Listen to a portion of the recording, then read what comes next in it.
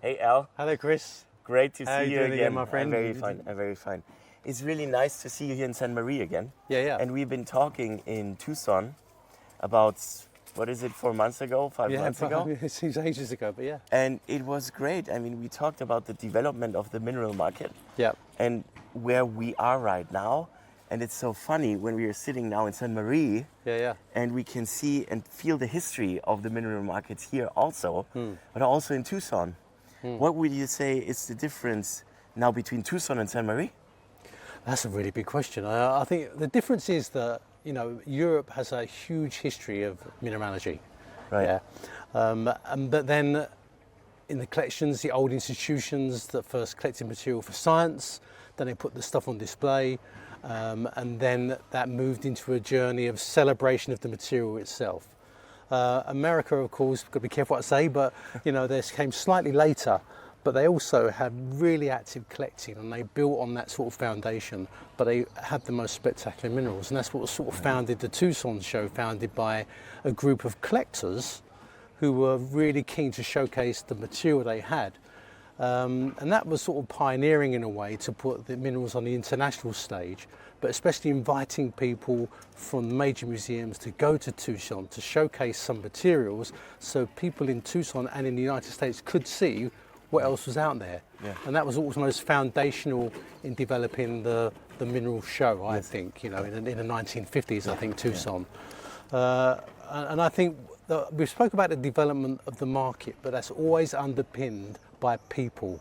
It's always an individual that sets a boundary or has a passion or has great knowledge, who then has the resilience to follow through what they want to show. Right. And then people are brought in and they build on that resilience in a way. Yeah. And you get it growing. So I see mineral market as sort of growing from a foundational tree that has now so many different branches of innovation or of collecting or new things that are being developed. Yes. And I think we're seeing that in the actual specimens themselves. In the past, minerals are just collected to understand the earth, as we spoke about. Right. But now they're collected for their beauty and what they can Aesthetics. tell us about how we feel about the environment even, things like that. So what was very inspiring to me, Al, when we talked about this market situations and development was the idea of showing the people. Yeah. So as you said right now, there are always people behind these stories, behind history, true. pushing things forward, right? Yeah. And that's more or less like a pioneer idea of those guys. And I thought, why not showing or having a special exhibition in Munich this year about these people to tell the public and let the public know about these pioneers of the markets. Yeah, we often see them as the sort of the hidden people behind the curtain. Right. So when you see great displays or great collections, Right. Always remember that there's always someone behind the individual specimen or the display or the collection, and even the dealers. You can almost say that, like, we've seen the growth in marketing through photography. Exactly. And video now. Exactly. And there's some great photographers who are pioneers in really capturing the beauty of specimens and present it to the public. Exactly. Which hundreds of thousands of people will see, but not many people actually know the person. We're very privileged because we know most of the people. Right. But the public may not know who is the people behind the magnificence that they're seeing through the science or the displays. But you said already, okay, like people, photographers, Yeah. or also now people starting very early with internet presentations. Yeah, the internet like, as well. Like auctions. Huge. Through the internet, and somebody started with this actually. Yeah. And so I thought about showing the public and the people about who was this, who started with this actually, who had been the legends of the market, let's say like this. But you also mentioned right now like science. Science started actually 400 years ago already. Yeah, 16th century was the 16th century. Enlightenment, where people really wanted to understand what the earth was made of. And also, remember at that time, there was no, people didn't even know what elements they were consisted of. So minerals were studied to try and identify the raw elements that made the minerals themselves. Right. And that was basically the pure science. Who else would you think can be maybe a legend or a pioneer of the mineral market if we consider this like collectors? Yeah, I always think collecting is the main. Of course, this material comes out the ground, and you have to have a good eye for what you're looking at. So there are certain pioneer collectors from the past and in the future, like in the Natural History Museum. Of course, there's Sir Arthur Russell, who went down every mine in Britain. Right. Because he loved the subject, and he collected 12,500 specimens, which is the finest British mineral collection. Right. And there's other that's mirrored in so many institutions. Not older by name, but the old style of collection where you collect everything and keep it to understand systematics. Right. But every now and then there'll be such a great specimen was found that people would then go and revisit the mine to see if they could find more. And that's where the market started to flourish, because like look at the Sweet Home mine, that was a silver mine. And then someone said, hey, the rhodochrosite is almost worth more now than the silver. So let's go back and reopen it. Right. So I would say Brian Lees and the consortium that he built is a pioneer. He shaped the whole market. So it's also about like people who founded that specimen mining and just concentrating. Mining was a commodity, but then the byproduct was also beautifully spectacular mineral specimens in certain mines.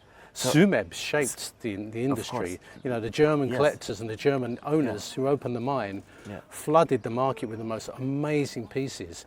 And from that, the geology was even born. I mean, ore mineralogy was born. So people would look for similar type deposits. And then you suddenly, like, 100 years later, you find Milpias. Right. Azurite. Everyone loves the blue colour.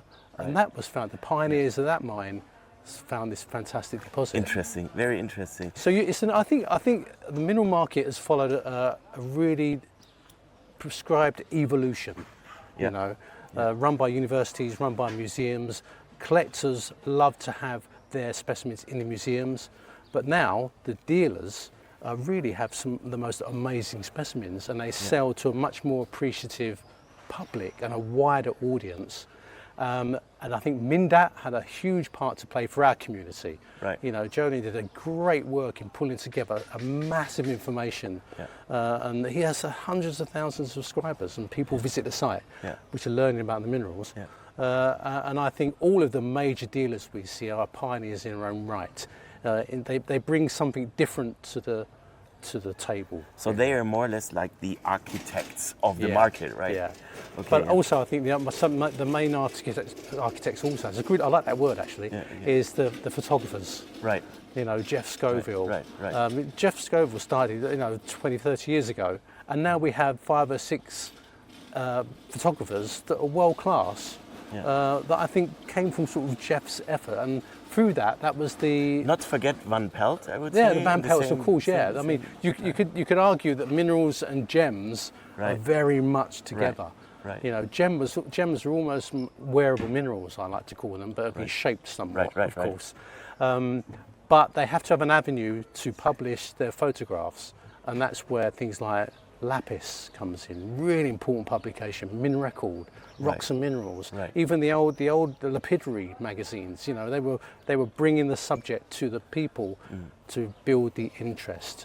And now, of course, with that, I think it's the 50th year of Lapis, which is hugely important.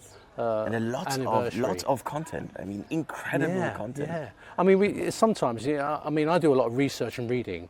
And I find that there's so much now that the internet has changed everything. You know, I can accessibility. Google, I can AI to look for material, sense check it, of course. But it tells me where I can find something. Right. And I think for the special exhibition in Munich about this, to just see a simple photograph of a person often brings specimens to life, because you realise there is someone behind this, and what was special about this person? What did they bring to the subject? Why were they passionate about it? And I think the main thing is that we enjoy this, but let's not forget it's still evolving. I think AI, the internet, social media, for all its sins, this plays a really important role, because it gives you a window into where we're at.